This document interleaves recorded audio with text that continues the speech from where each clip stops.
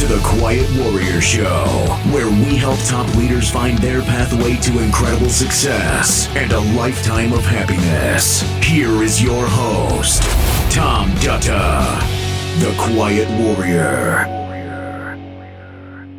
My name is Tom Dutta. I am the host of the Quiet Warrior Show, and I'm excited to have on the show to do a very special guest, Laila Tarraf. Now, before we let her come on and start telling us about her life story, I wanted to tell you about how I met Laila. It was through a connection that somebody said you might want to take a look at Laila's story.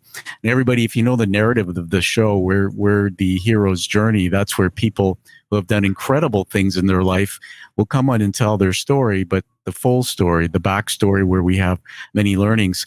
And I found a book that Laila read, and I was just telling her this morning, I put it down and I literally just finished it. We're going to talk about that. If you don't know about live streaming, we're popping up on LinkedIn, Facebook, and YouTube. I'd like to ask everybody to find the Tom Dutta YouTube channel and subscribe to it, hit the authorizations button. The reason we want to do that is because we're going to produce this epic interview as a YouTube premiere in the future to honor Laila's story. You also can find the Quiet Warrior Show on any of your favorite podcast channels. So, ladies and gentlemen, I'd like to introduce to the Quiet Warrior Show, Laila Tarraf. Laila, welcome. Thank you, Tom. I'm really happy to be here. I'm excited. You're coming to us from Boston. There's something going on there. Do you want to tell us what that is? Well, I live in the Bay Area, but we're here this week because I have a high school junior, and so we're touring schools here in New England. Big. That's amazing. And so who out there just connected to that part of the story, everybody here, you know, do you have a son or daughter? Are they at that stage of entering college or university? You know, Laila, I told you that my daughter's back on the other side of the country and I haven't seen her for 2 years. So this brings in that whole other dimension, and I'll timestamp this show that we're in the middle of a pandemic. So everything has changed. Yes. So Laila, let's get into with a fun question of you. Tell us something about yourself that you think, you know, most people don't know about you. Just one little thing. Ooh, start with a big one.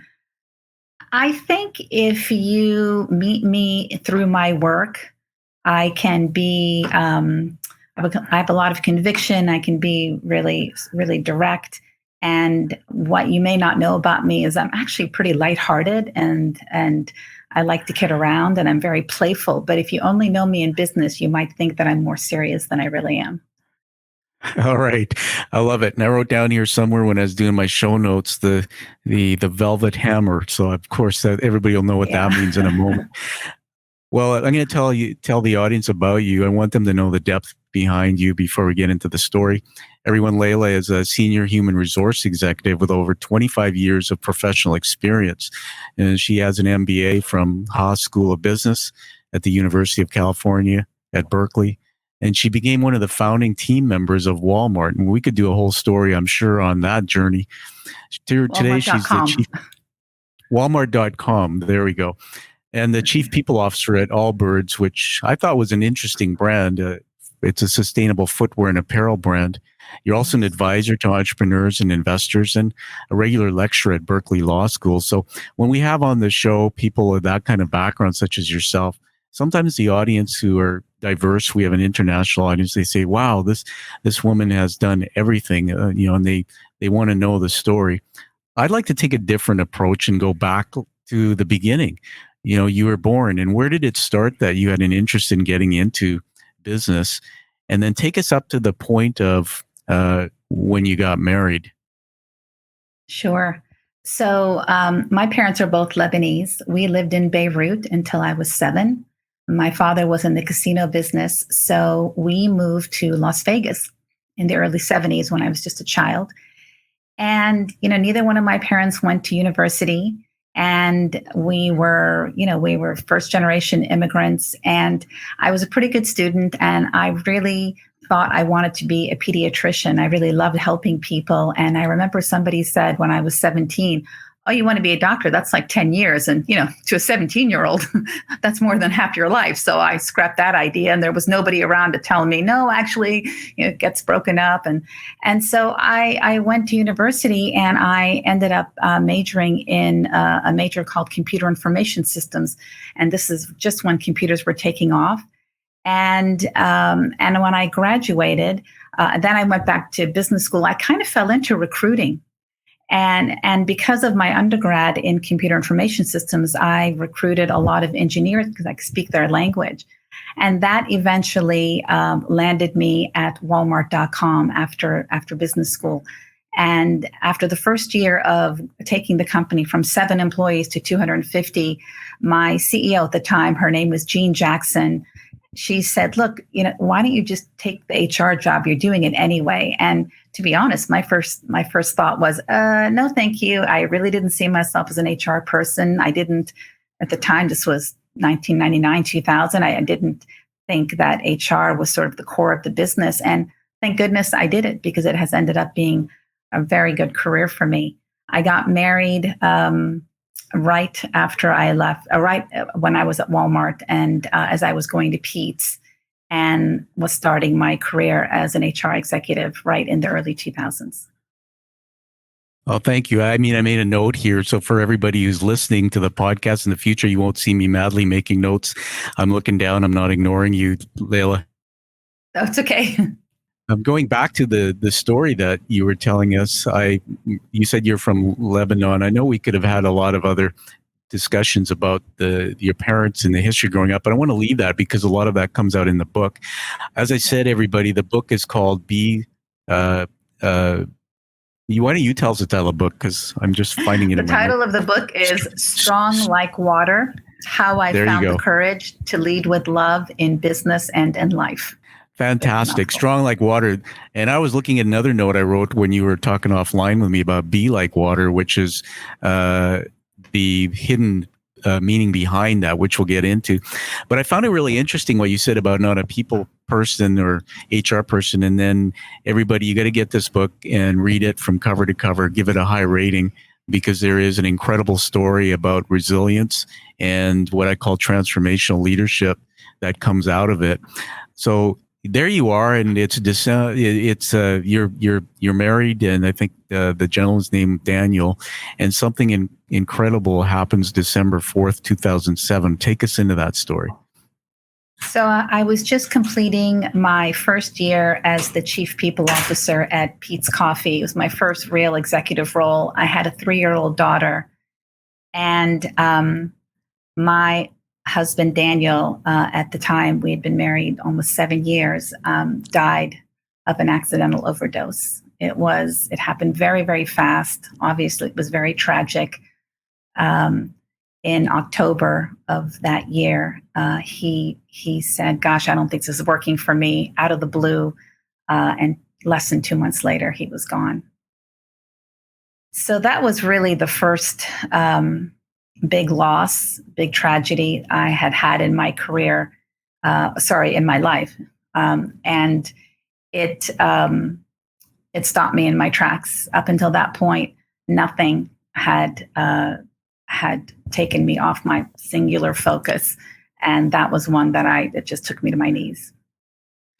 Well, thank you. And I'm going to let you catch your breath there, Laila. It's an emotional story to tell, and I want to honor you for doing that. Here we are live streaming, and you've written this in your book, and I don't know how many people would have the courage to do that. So I want to honor you and just get into this, because I went on a journey in my head about that.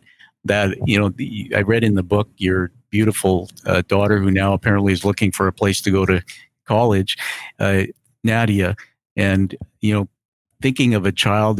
What was she? Couple months old when Daniel passed, or how old she was? 3 years old. She was, yeah. I mean, I can't even remember back the age of 3, but they say back at the age of up till 7 or 10, we really don't have the use of our rational brain. So this happened.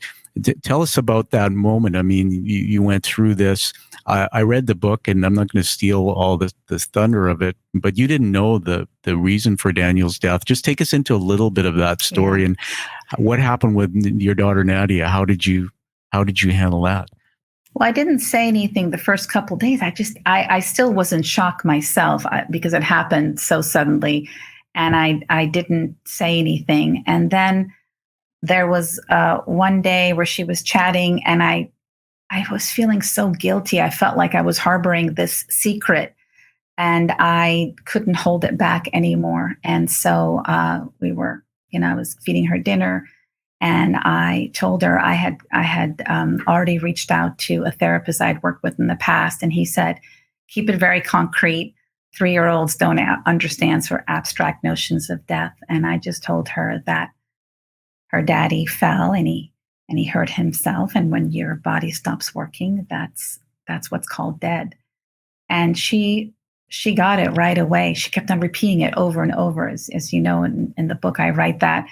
I would say if I didn't have my daughter, I may not have dealt as openly with this loss as I did, because it was very clear to me that for her to process the loss and work through the grief of losing her father, I would have to be right there with her and grieve and allow myself to feel, which was not in my playbook up until that moment. I had reframed everything to the positive. It was fine. You're just not looking at it the right way.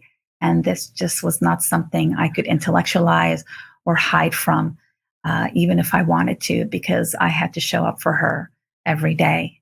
And that really is what put me on the path for the hero's journey, right? There was no way around the feeling and around going into the abyss.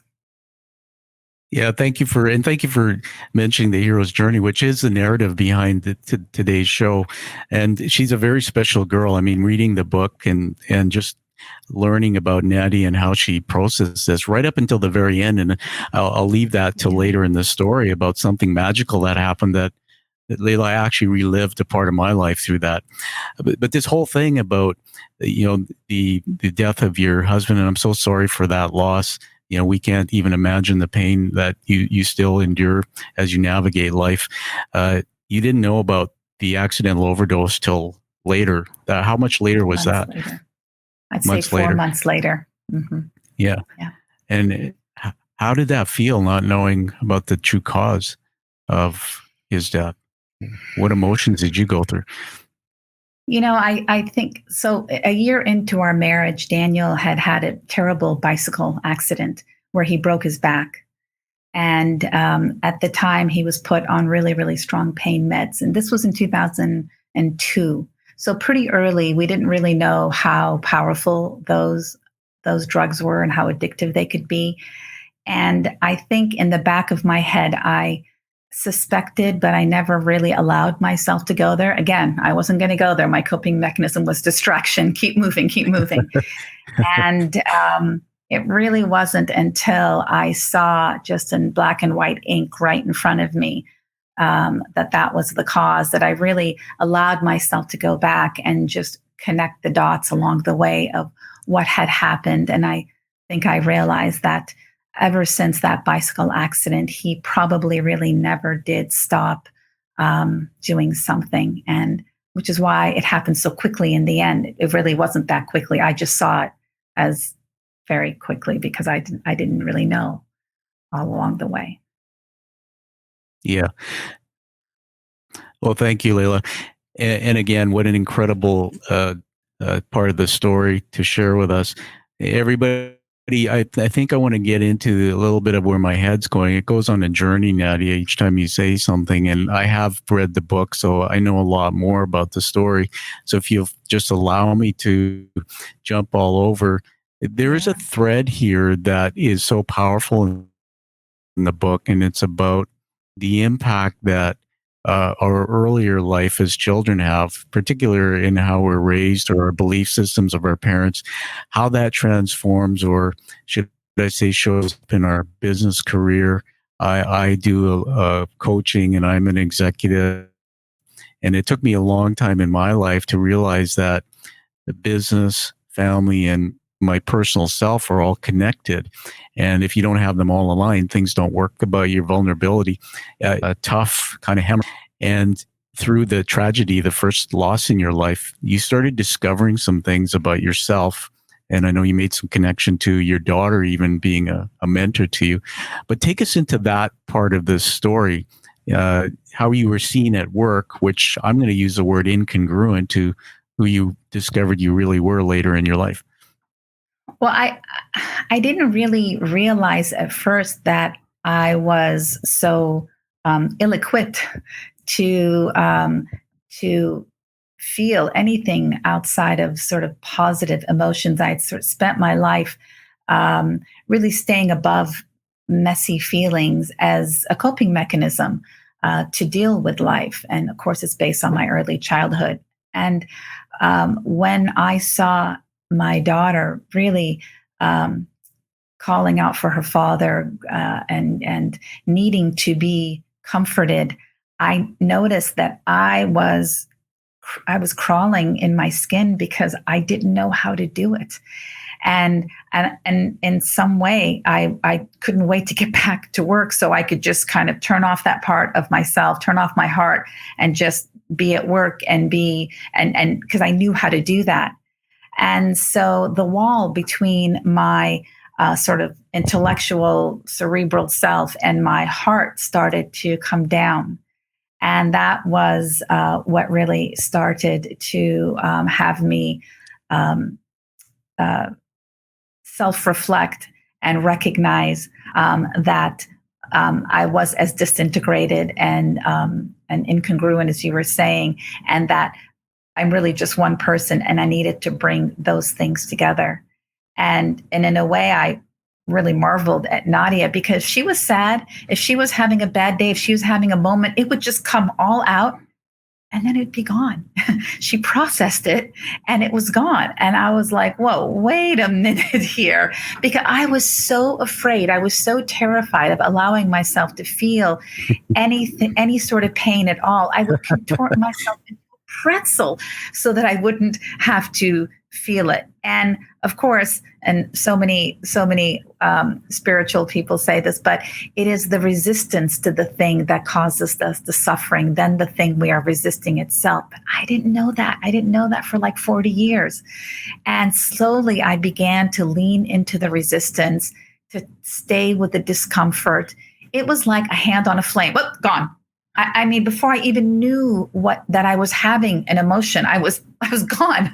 And so slowly, it took years for me to, and I remember once I was talking to my therapist and he was trying to make me sad. And the more sad he would try to make me, the more angry I became. And then finally I said, why are you trying to make me sad? He said, is that bad? And I looked at him and I said, what? He said, why are you resisting being sad? And it was the first time why am I resisting being? Why is it so hard? Why is it so unacceptable for me to just be sad? I say that today, and I'm like, I mean, for 40 years, I wouldn't allow it. It was not. Did you see that movie Inside Out with all the characters were the different emotions of the child? Did you ever see that Yes. Pixar movie? Yeah, I did. Where Joy says to Sadness, she goes, okay, Sadness, this is the circle of sadness. Your job is to make sure that all the sadness stays inside the circle. That was me. My inner Joy had become a drill sergeant. And so it really was allowing my sadness to come out. She had a lot to say. Yeah, I just jump in here. One of the things that sent me on a journey is you said 40 years to figure out. Now, everybody, just listen to this. As you get deeper into the story, and I do encourage again to read the book Strong Like Water. We'll talk about that at the end, how you can get it. This is somebody on the outside, Laila, who we see as at that time, the chief people officer with a company called Peet's Coffee, if I got that right. Now, we see business leaders, and this is one of my passions, Laila, is to really look at what makes them successful. But for a long time, I didn't know that being vulnerable, being able to handle and show uncomfortableness or other people's pain, I didn't know that either. And yet it was something in my personality that was innate. I was born with that as a gift. But here's the magic of your book.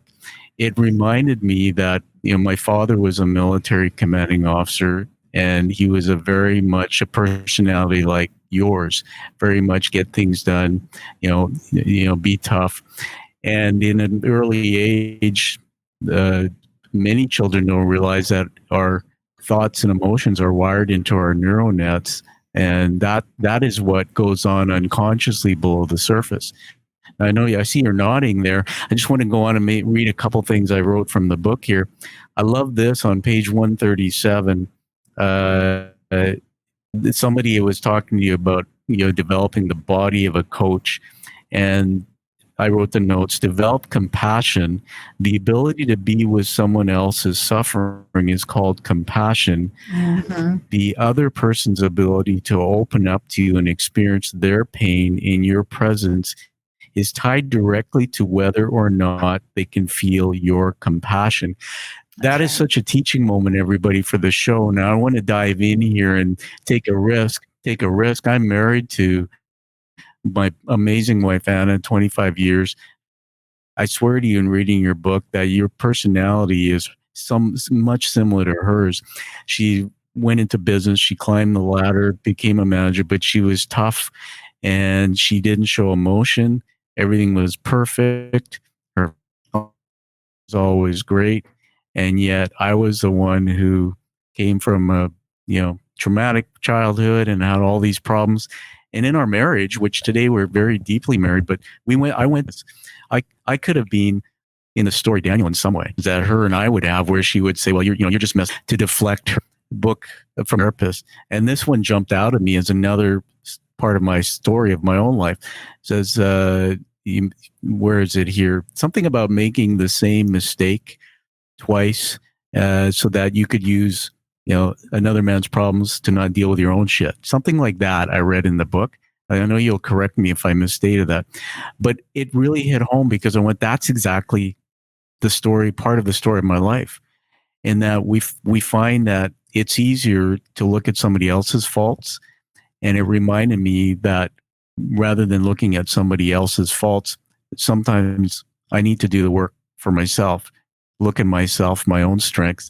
And I started that journey in my life a long time ago, maybe 10 or 15 years ago, when I couldn't understand why relationships were tough, why at work I was hard driving and getting things done, but getting people to feel me and me to feel their emotion, it wasn't happening. And yet I was born with that gift, as I mentioned. So I want to say thanks for writing that in your book, because it is it's somebody like you who comes out of the shadows, who has to experience loss in their life of the most incredible kind, to be able to go on a self-development and figure that out and put it in a book so people like me and others can now learn from it. Because I believe, Laila, and I'll give it back to you on this, I believe that there will be people who will go to their grave unhappy, struggling at work, being able to relate to people, not understanding why they can't show emotion. And they'll never take the time to sort that out, because unfortunately God hasn't put in their path something such as the death of your dear Daniel, to have you stop and say, I'm tired of this pain, I want to go figure it out. Tell us a bit more. Yeah, that was a quote by my coaching instructor. I went back and got my coaching certification. His name is James Flaherty. He's an amazing man. And yes, he used to say that if you immediately go to problem solving when you are in the presence of someone, they can feel it, right? You go to your head and you make no space for any of the emotion or the feelings to come out. And you're in essence invalidating how they feel, because you're so focused on the problem to solve and you're not making space for the other things that are unsaid. And when he first said that, to develop the body of a coach, I'm like, what does that mean? Because, we all have emotional resonance. We're feeling beings. We have mirror neurons. If someone walks into a room, you can tell if that person is happy or upset or sad, right? You can feel it. And so I remember actually very recently, I said to a friend who's worked with me at two prior companies, Walmart and Peet's, and I said, hey, did I used to be the B word, right? I mean, I was direct. She goes, no, I would not say that. she said, I never thought that I could have a tough conversation with you in those early days and have it turn out the way that I played it through in my head, because you were just, I was so direct, like, oh, well, here's the problem. Here we go. Let me fix it. And I realized that she was talking about the fact that I didn't make space. I wasn't showing compassion. I was going right into my head. And the irony here, Tom, is that had I not been through my journey and where I am, and it's not like I'm compassionate 24/7, right? It's a moment by moment thing. There is no way that I could have led through this past year, through a global pandemic, the social unrest that we have had and are having, a politically divisive year. Leading right now in 2020, 2021 is all about integrated, connected, compassionate leadership. There's no other way you can do it. When I think about 2010 or 2000, it just feels like it was 1950s Pleasantville. I mean, those days are gone. I was listening to a CEO talk the other day, and he said, leadership now is in Technicolor. It's like 3D chess. And it is. And you can't do that unless you bring your whole self and all your senses, your head, your heart, your body, everything. I think that's such a teaching moment, everybody. I'm going to read something else that I wrote down from your book, page 97. What you wrote was, my ability to rise above my inner voice, my gift or my curse. Yeah. And this is a question I'd like to leave out there as your legacy for anybody listening to the show, that as a leader, is that a gift or a curse? And I want everybody to understand here as we do this story, as it unfolds, that there's two tracks here. Laila, the chief people officer of a company, and Laila, the mom, and the lady who's gone through tragic loss. Many of us show up at work and we're navigating these things, right, Laila? I remember it's no comparison, but I had a miniature Shih Tzu, a little dog, for 16 years, and she passed away last November. I never thought I was connected to that dog. We actually got her when my daughter was 1 year old, but she would wait for me every time I came home from work and would be at the door, and she would sit beside me when I taped my shows, and she's not there. And some of these losses that we experience, they make us reflect. So I would show up at work the next day and my dog died, and having all this emotion, but I have to be tough and strong leading the company. And yet I kind of wish somebody would ask me, how did it go with the loss of your dog? And I could show that vulnerability or that emotion for a minute. I want to say one more thing here about something brilliant you said about leadership, that through my own mistakes, I learned the same thing. I learned something about, and I say this boldly, and sometimes men look at me funny, but I believe women are stronger leaders for a reason, that the old transactional leadership style, which is, Laila, do this and you'll get your bonus, versus having to connect to your heart and help you see something beyond the work. That's really transformational. And I think the world's shifting now. They have a lot more work to do, but you're an example of what great looks like in this area, that if you can finally realize that leading with that vulnerable emotional energy, which women are very good at innately, they're the nurturers, the childbearers, but it's covered up because of these things that are put in us that, quite frankly, aren't true, and they were put in us by somebody else. And I'm going to let you hook here in the story, because I was tough on you a few minutes ago about being tough and dealing with your shit. And by the way, everybody, that was in the book, so I paraphrased a couple of those words with no disrespect. But it took me a long time to realize, Laila, that part of my style of relationships and my challenges came from codependent, narcissistic was a way a few years ago moment. And I want to get into that for a moment, as much as you want to. But there's a real important message here. Your parents, you can tell us about your parents. And there was this relationship they had, and that's what wired your brain, your unconscious brain, to show up the way you did. It wasn't anything you were born with. It actually was put in you, and you had to discover it. Tell us about that. Yeah, so my mom and dad had a very traditional marriage. My dad was the breadwinner, and my mom took care of the house and the kids. And it was, my father was the boss of the house, the way that I saw it, right? He would make demands, and my mother would acquiesce. and he could he would yell, and sometimes he would hit. And so and I was the eldest of three. And so very quickly, I took on the role as the mediator. And so this is the sort of thing you're like, was that nature, nurture, birth order? I don't know.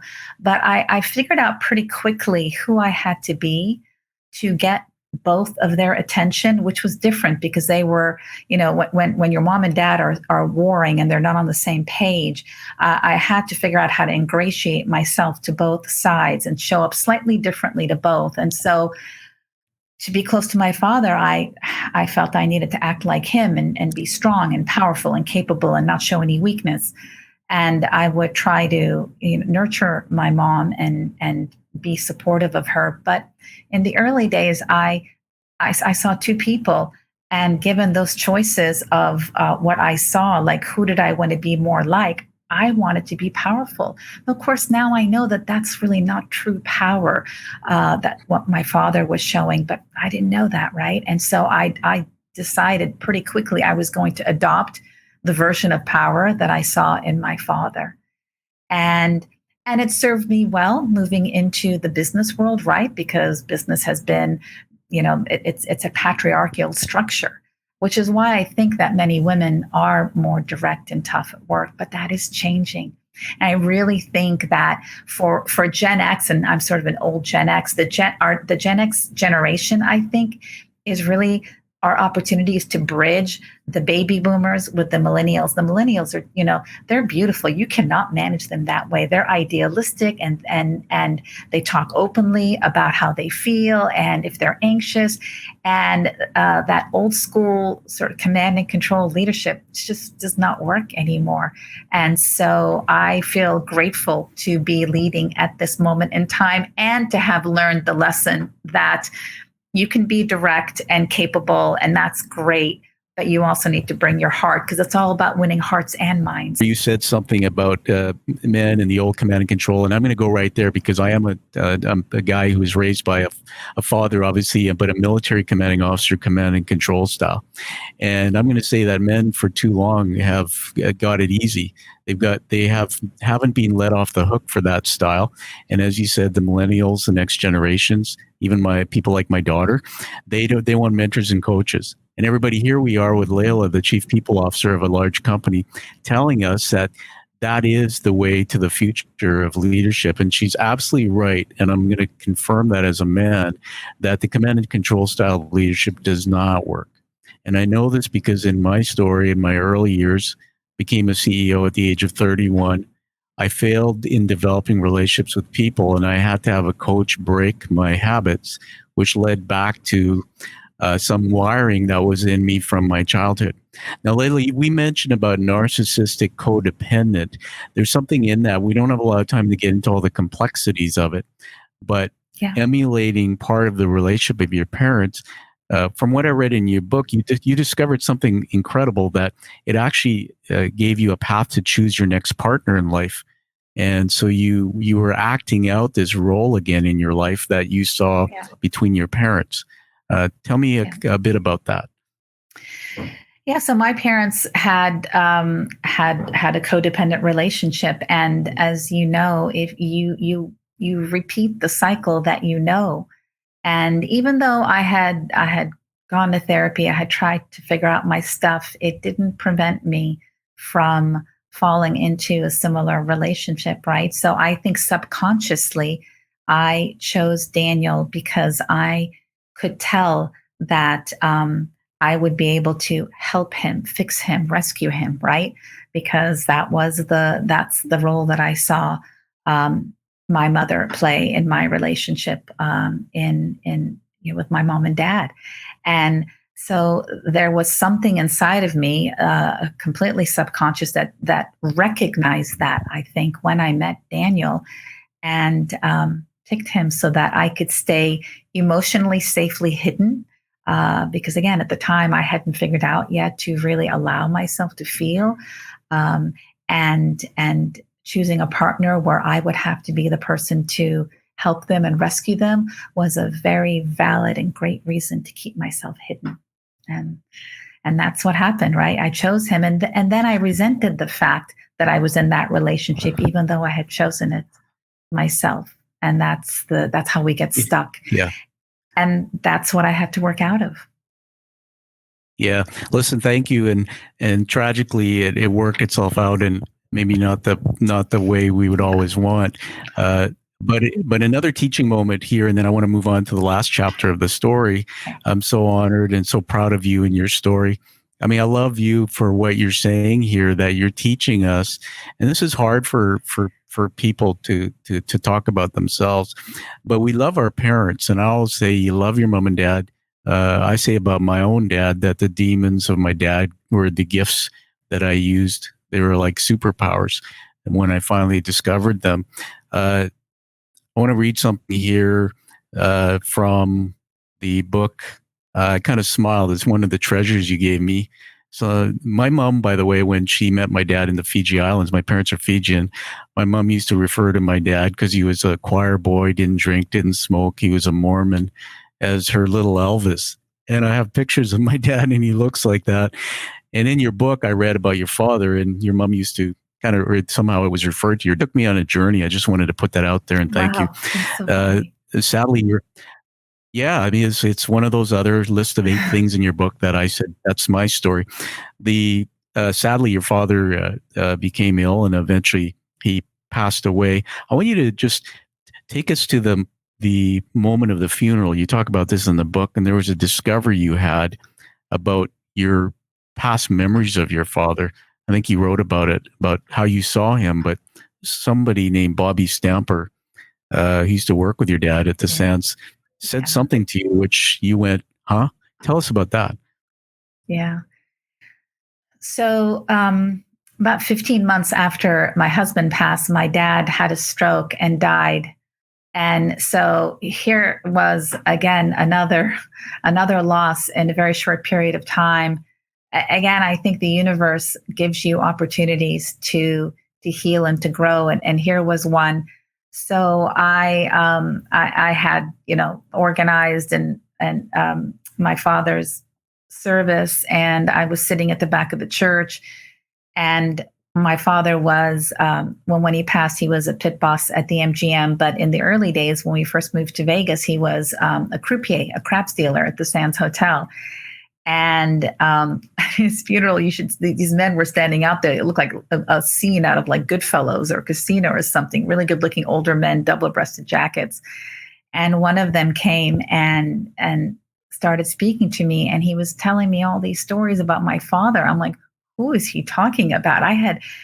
We knew our dad as someone who was really strict and angry, and you just kind of went to your room because you didn't want to deal with that. And he was sharing with me memories of my father as a person.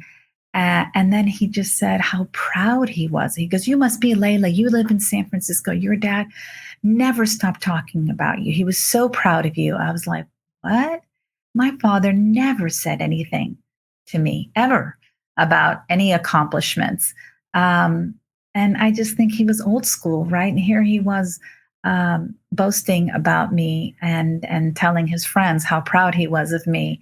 And it was just so sad in that moment to think that I didn't even know that until after he was gone.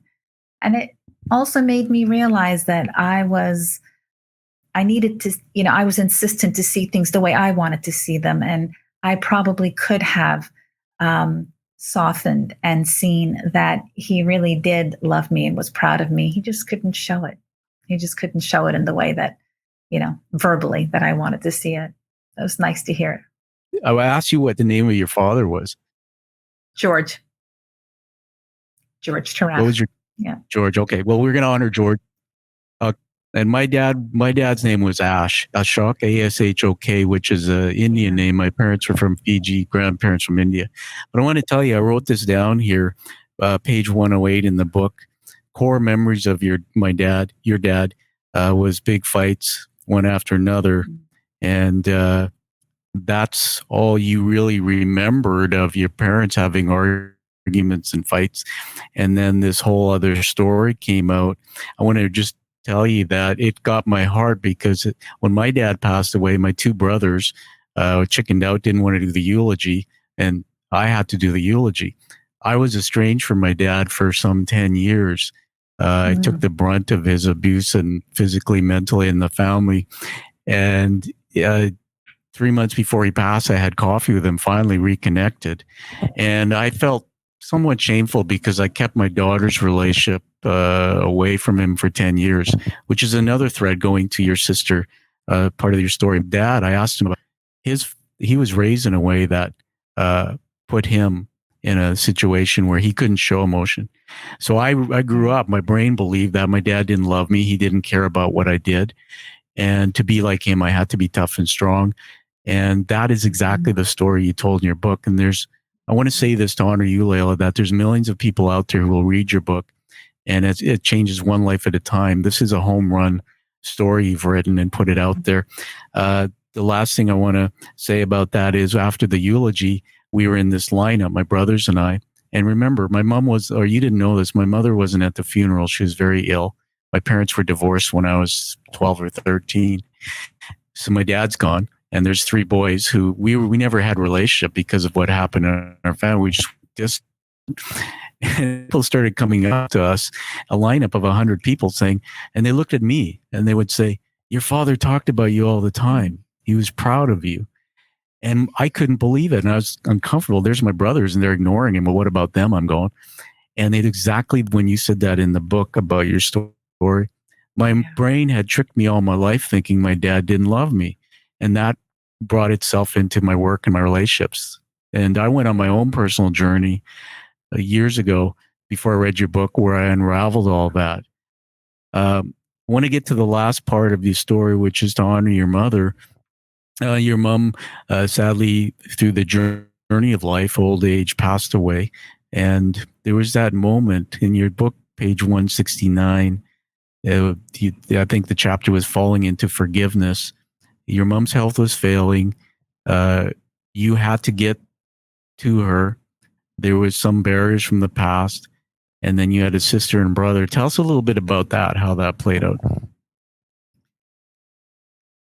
Well, I obviously I wasn't there when Daniel passed, and when my father passed, we got a call from the hospital. He was in Las Vegas. It was on my daughter's 5th birthday, and I thought, okay, I'll leave first thing in the morning.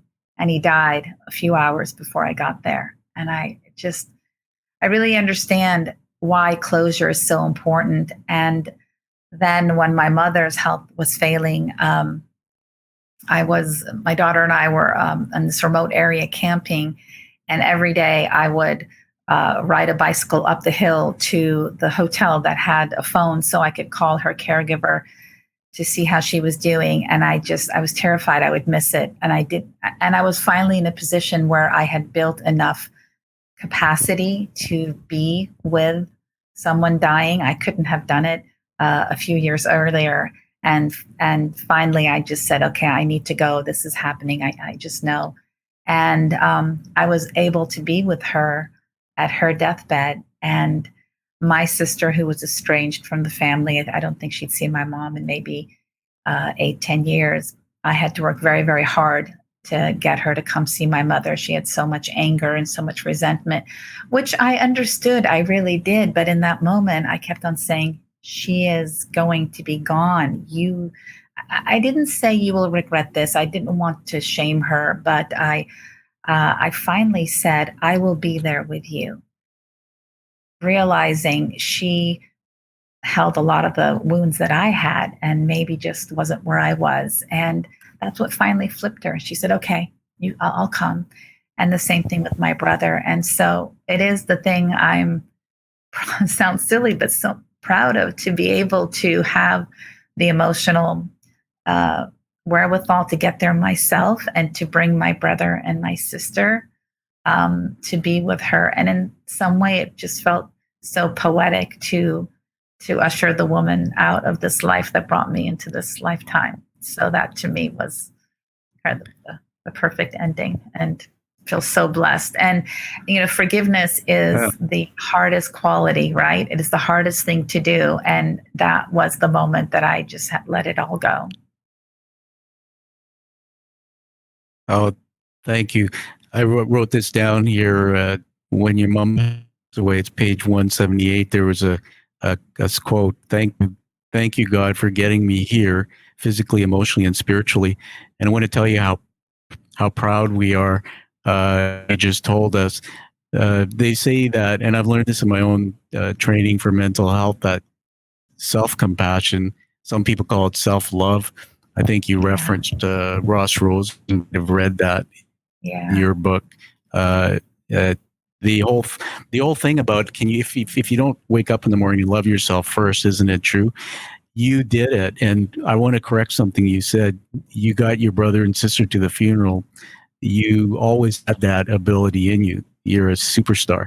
That's you. It was covered up by things that were put in there. You're mentoring, because my mother and I are somewhat distant. Since my dad died, I have some things I have to work out still. And I know that one day she's going to face that moment to go to the kingdom above, and I'll be there. But as I sit now, if the phone rang and I had to go, I would struggle, because there's some things I'm still working through. So I loved your book and that part of it. We didn't talk a lot about Natty. There's so many great points about your amazing daughter. I was kind of following her because my daughter was similar age, and the part that I relived them through was when you chose to release Daniel's ashes. I'm just going to speed through it so you can comment on it. That it was August 9th, 5 years after Dan's birthday. You chose not to release the ashes till then. And tell us, Nettie did something magical that moment. Tell us about. I'm trying to remember what she did.